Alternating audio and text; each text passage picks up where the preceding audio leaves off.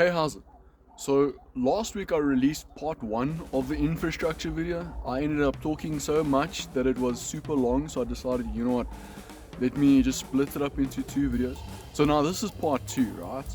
Last week we discussed it was vertical support, we spoke about water management, and we spoke about perimeter walls. This week, what we're going to do is we're going to discuss raised garden beds, composting systems, access, which is specifically going to be about raised pathways. I'm quite excited about that.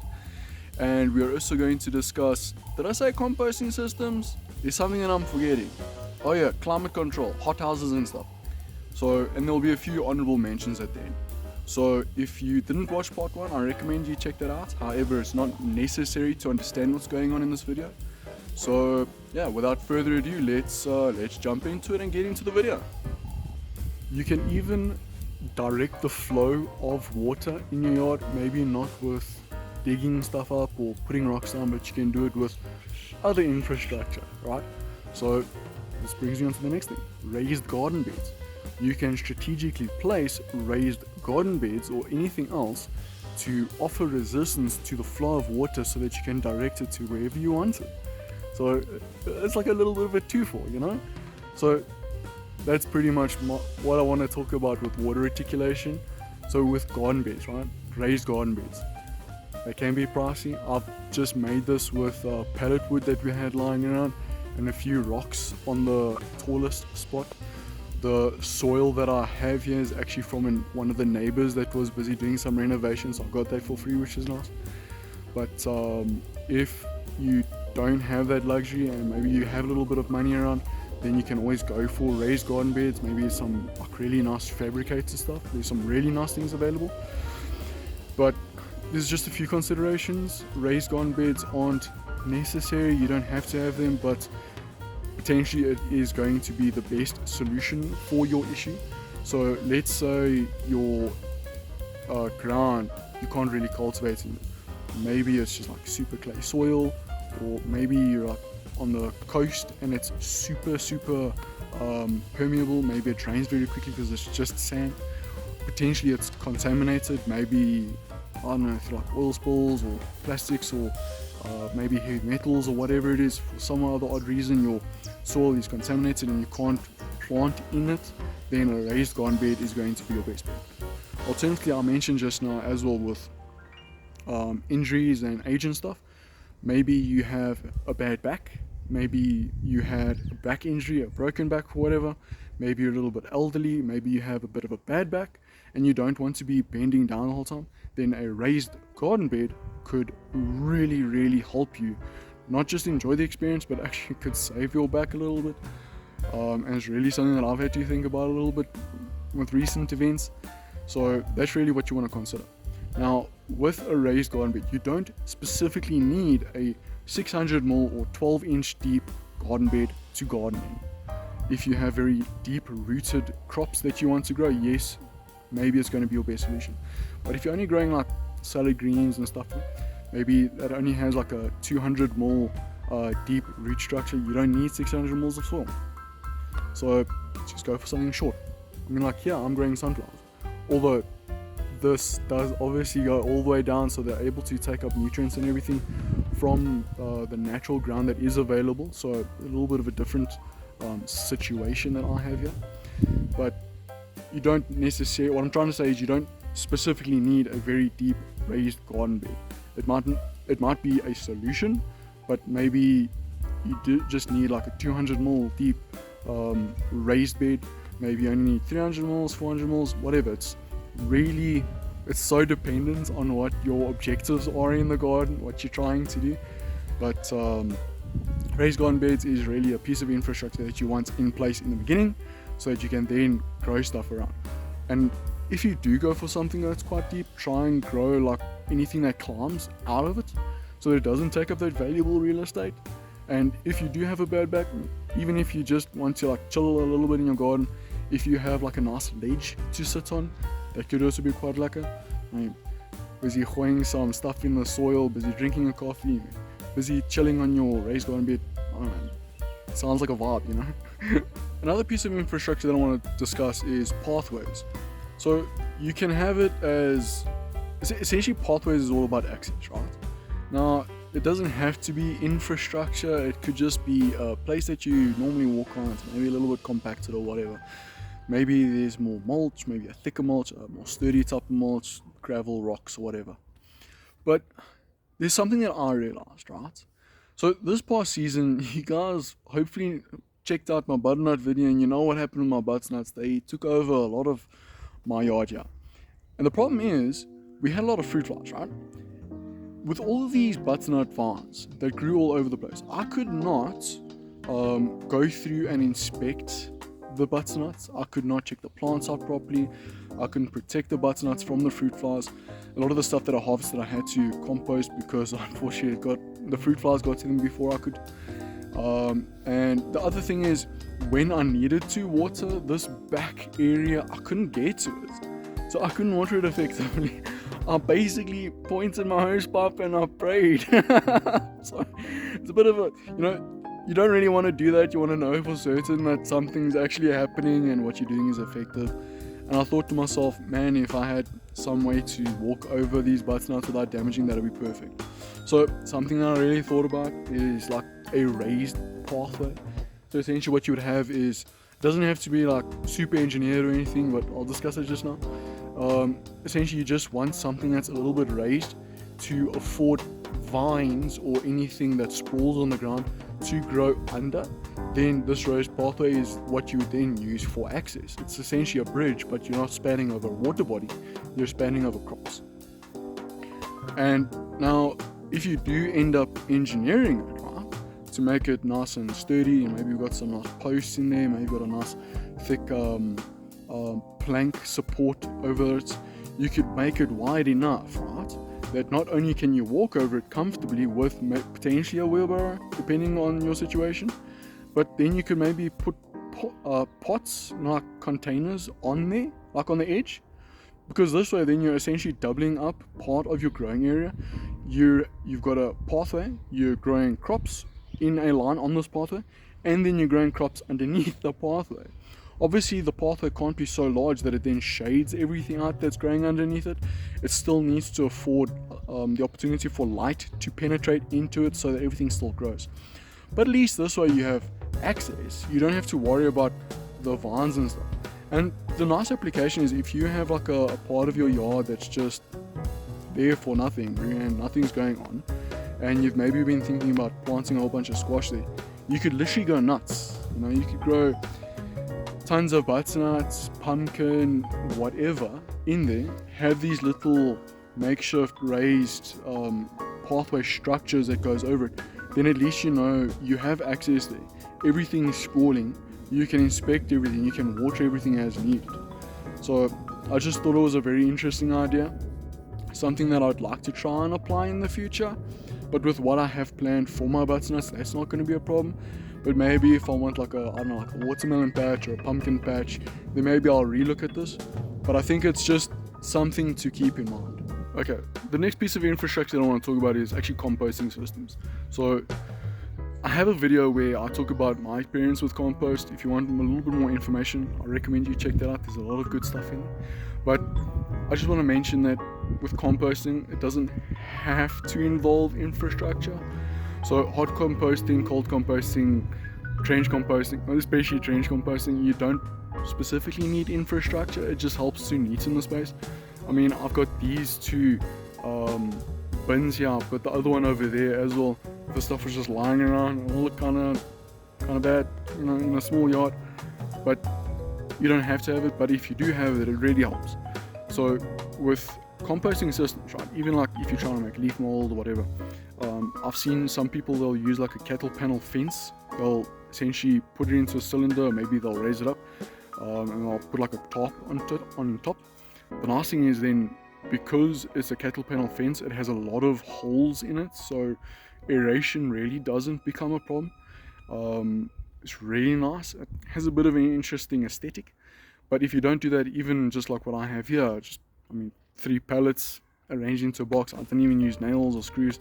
They're just lying against each other, to be honest. That also works.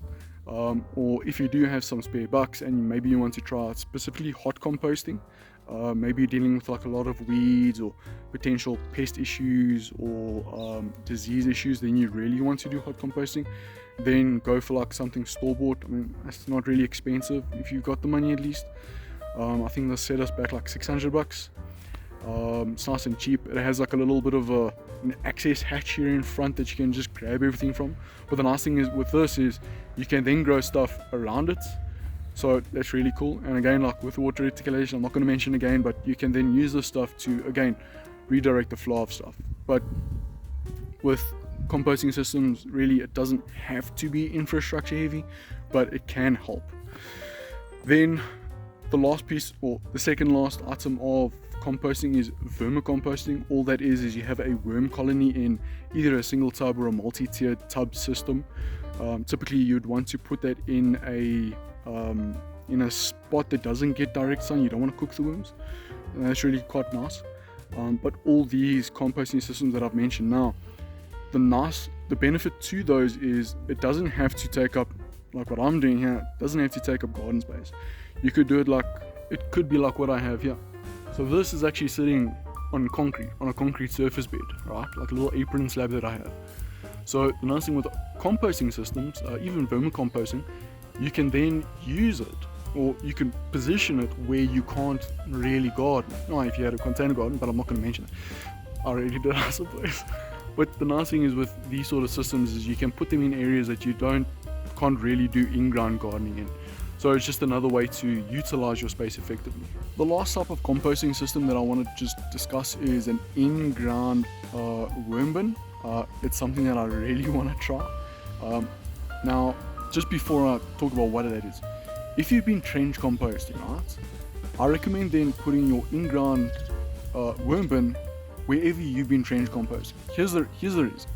If you've been trench composting, right, locally, not only do you have very fertile soil, but all the worms that's in that area will more likely break down all that organic matter. 1. 2, the local worm colony there has already increased in number and size, like physical worm size. So again, it's just a good spot to put a worm bin. Now, if you are coming to like a new place or whatever, and you want to put an in-ground worm bin, you really want to try and attract the worms to that worm bin.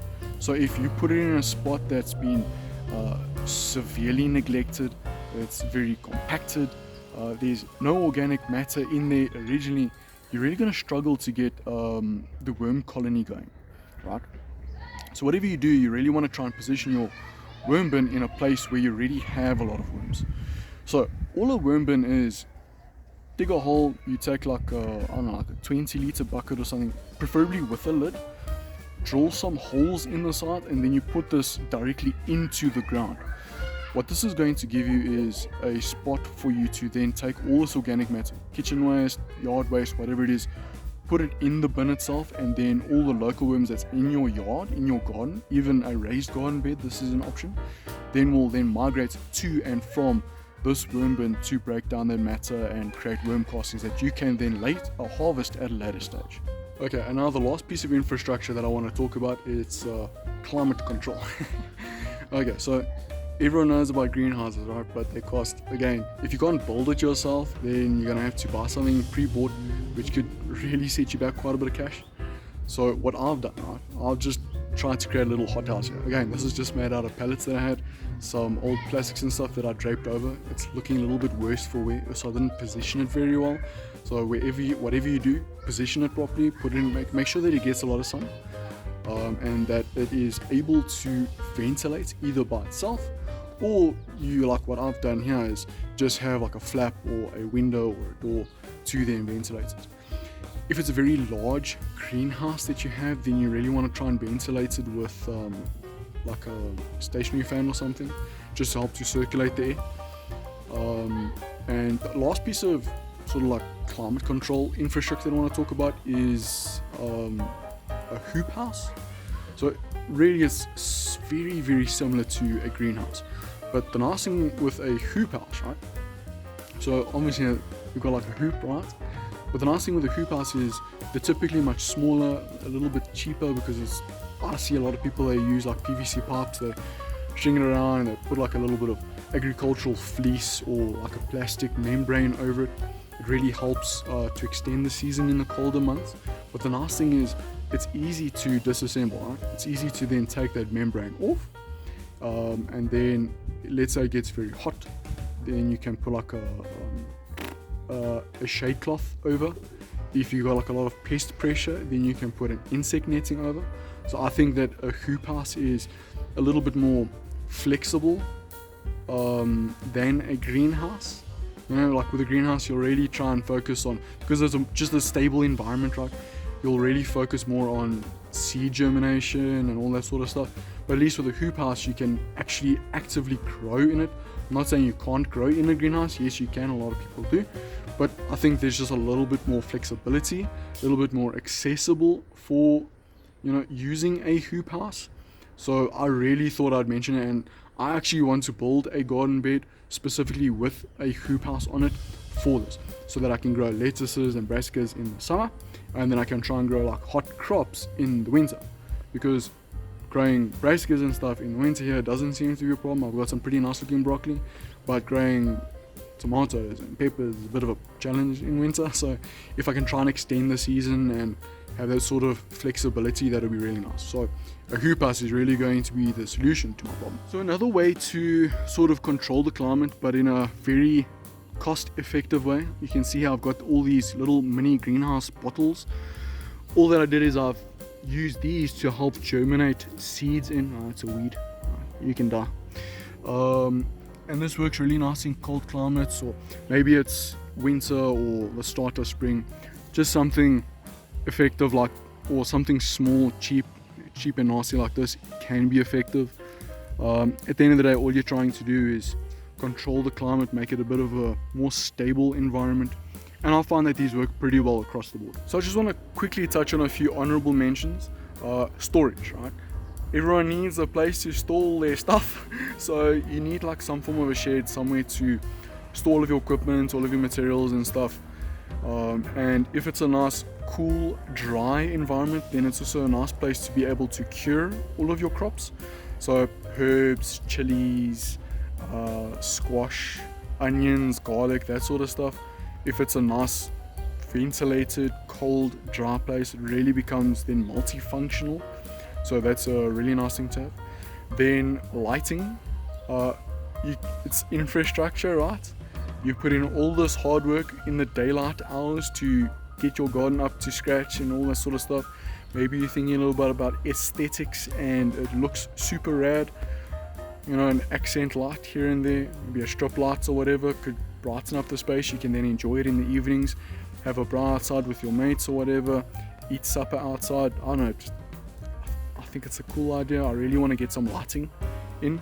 Obviously it costs money, but you can get some like really cheap solar lights, which I really like the idea of. Maybe put them like on a stake or something, to like just a bit of overhead lighting or an accent light underneath a tree, just to sort of shine up maybe something that's flowering at the top. So it's a really nice thing. And then something that I really want to explore. So far this channel has really been about in-ground gardening. At some point when I've got some bucks, I really want to explore hydroponics and aquaponics, right? So for me, it'll be more of a supplementary thing, to grow things in either the summer or the winter that I can't really grow outside, lettuces or chilies or whatever. But the nice thing with hydroponics is, because it's infrastructure, right? You have a hard built man-made system, right? You can put it on concrete slabs, places where you can't do in-ground gardening. So if you're like a patio gardener, or your area that you have available to garden in is just concrete surfaced, then really this really becomes a good option, because you can't really grow in-ground. Maybe raised garden beds are a little bit too expensive. Hydroponic systems really becomes a good alternative to be able to do that. And then aquaponics, right? Aquaponics is so cool. So it's like hydroponics, right? But the nutrients are derived from fish waste, and this opens up a few options, right? So just picture this. Maybe you've got like in a large tank or something, or a large aquarium, or a nice pond outside. You've got some nice big fish in there, right? Bear with me. and those fish are edible. So you're growing protein, right, in the form of meat, fish, right? And then you're recycling that water, you're cleaning that water out in a harvest tank. That waste or that fertilizer is then feeding plants or veggies and fruits or stuff, or just being harvested that you can then distribute out to your garden like normal fertilizer or compost and stuff. That's such a cool idea, man. Just again, being able to grow more stuff than what you can normally grow. Like fish is also pretty damn expensive, you know. So if you can grow it, that'll be really cool. Obviously, there's a lot of infrastructure, a lot of costs, and everything has its costs and benefits. But I don't know, it's just something really cool that I've been thinking about. That's something I really want to try out. So yeah, so that was part 2 of the infrastructure video. I hope you guys enjoyed it. There's some really cool, I hope you guys could tell, but there were some really cool ideas that I was really excited to discuss, and it's been coming for quite a while now. I hope you guys can take something away from this. At the end of the day, infrastructure isn't something that is strictly required to be able to grow something. However, it definitely helps. So if you are starting out, or maybe you have been doing this for a while and you've just been looking for something to help you grow, something to ease your burdens, shall I say, look at what infrastructure you need. It doesn't have to be store-bought. It can be manufactured in your own yard. You can make it from scraps, whatever you do. I mean, like, you can even see here some of these pellet trellises that I've done. I got them for free from a company. So if you're a little bit resourceful, you might be able to get everything for free, which is really cool. Yeah, so I hope you guys really enjoyed this. If it wasn't, super informative. And yeah, if you guys like hearing me ramble on about random gardening stuff, I recommend you check out my playlist.